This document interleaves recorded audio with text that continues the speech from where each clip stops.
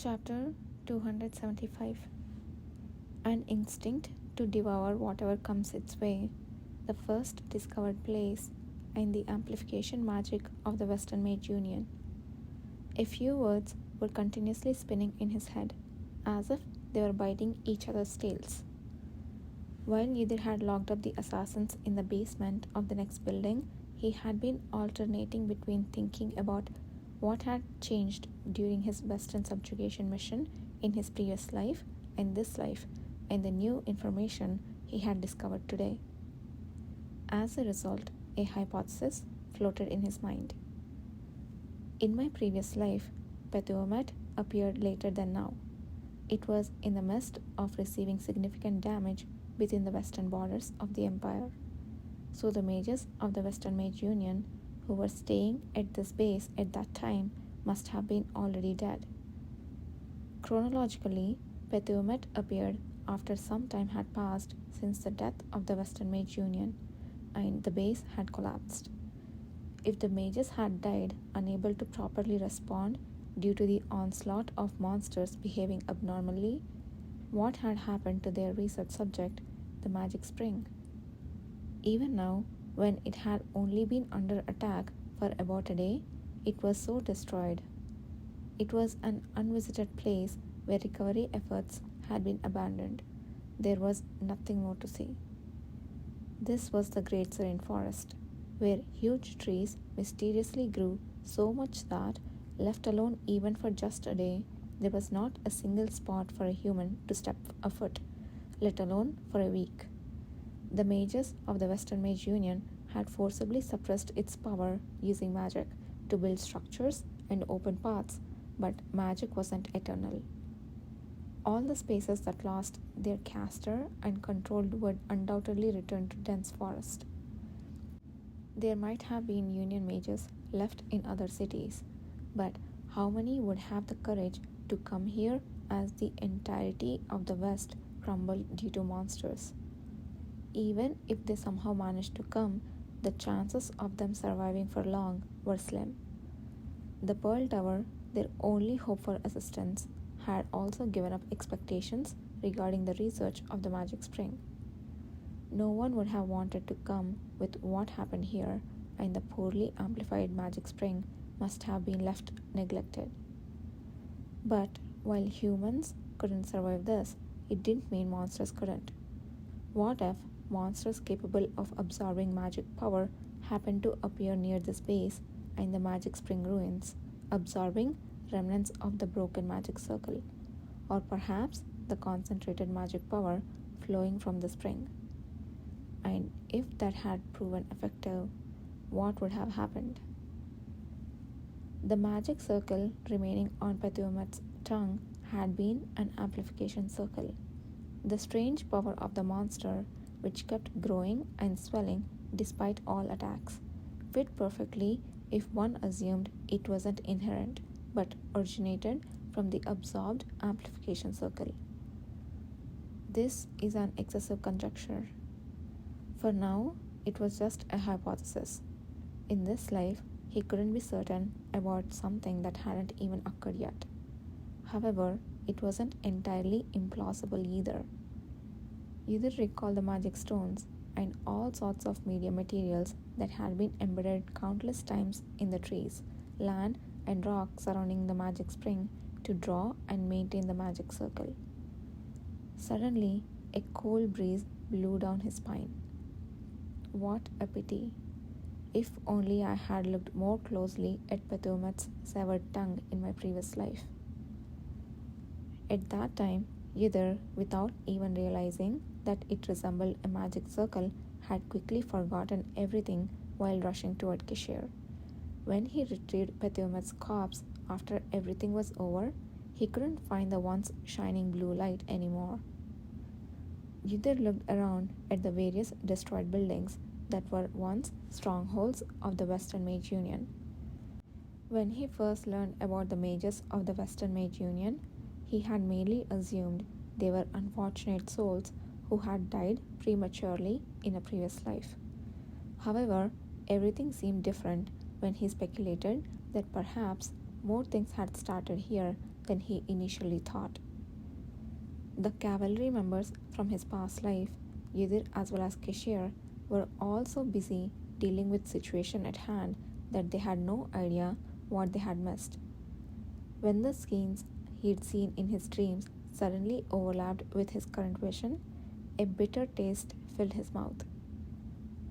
I still don't know why I keep having these dreams, but no matter how much I think about it, they can't be simple dreams. After being pierced by the power radiated from the red stone, Yudhir's body and power began to undergo unprecedented changes. It was around that time when the dreams began. Perhaps those dreams signified another change taking place within him, not in his physical body. Humans have a mind in addition to a physical body. Priests often refer to this as soul. Although no one has ever seen or proven the existence of the soul, there were no more appropriate term to explain how Yudhir Air, who came back to 11 years before after dying, managed to retain all his previous memories. If the changes initiated by the power of Redstone were occurring in both the physical body and the soul, where would they lead?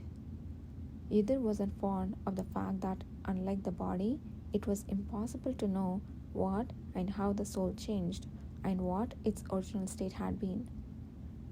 It would be a lie if he said he wasn't anxious, but it had already started. No matter how many times he revisited the past, Yudhir wouldn't change his choice to surround others with a protective power just before the Redstone's power was unleashed. What had happened, and there was still no change in the resolution he made when he realized he had been given another chance after death. He would prevent the recurrence of disaster. Even the smallest thing not repeating the past was crucial. Considering this, he could say that his current situation was going extremely well. Yudhir looked at his hand in the black glove and clenched it into a fist. I need to learn more about that amplification and the surrounding situation until the others come back. It looks like we are about to reach the promised place. Kishir, who had been looking at the distant sky, turned his gaze towards Gakane, who was reporting. They had stayed up all night and had finally reached the trade route in the Great Serene Forest, where they were supposed to meet Ajane's men. Although they hadn't seen anyone else on the way due to the recent mass monster outbreak, the morale of the group was boosted merely by reaching their destination. As they approached the meeting place, the silent Prince Ajane began to give detailed directions. It seems we are going the right way if we follow the color of the flag hanging on that branch. There should be a small mountain hut nearby where merchants and mercenaries rest. Those who came to pick me up should be there. There is a wooden house over there, the elder siblings who spotted the mountain hut pointed out shortly after. Kishir raised his hand to momentarily halt the group and looked around. He didn't sense anything unusual, but his intuition found the excessive tranquility somewhat strange. The situation differed from the numerous encounters with monsters they had faced during their journey. The cool gaze hidden within the depths of his cap swept the surroundings before pausing on Ajane, whose expression had noticeably hardened. This place reeks particularly strong. How many people did you say we would meet here? I was told about 20. Considering that, the surrounding area is suspiciously quiet. We should check it out. Gakane, scout ahead. Yes, and Emun, remember your mission is only just beginning. Yes, excuse me for a moment, Your Highness. As the shadowy figure rose and silently ran towards the lodge, Emun Philang prepared his abilities to potentially conceal the prince within the darkness at any moment, staying closely by Ajane's side. Just as Gakane's shadow clone reached the lodge and opened the door, a barrier of sharp arrows erupted from within, as if they had been waiting for this exact moment. Had he merely approached and opened the door, he would have been seriously injured. Kishir laughed softly as he watched the arrows pass harmlessly through the shadow clone and embed themselves in random spots. A moment later, those who emerged from the open door wore baffled expressions. There is no one there. Who opened the door? But their bewilderment was short lived. It didn't take long for their eyes to change as they spotted the prince and the cavalry members standing at a distance. No, Your Highness? Mori, Klein, it's good to see you both here after so long. I didn't expect you to be among those who made it this far. Jean and Wellington are here too. Do you think we value our lives over serving you, Your Highness? But why did you come here alone instead of sending the other attendants first as promised? We thought you were a monster or an intruder and attacked. We are truly sorry. Before those who were uncertainly apologizing, suspicious gazes flickered toward the cavalry members. But, Your Highness, who exactly are those with you?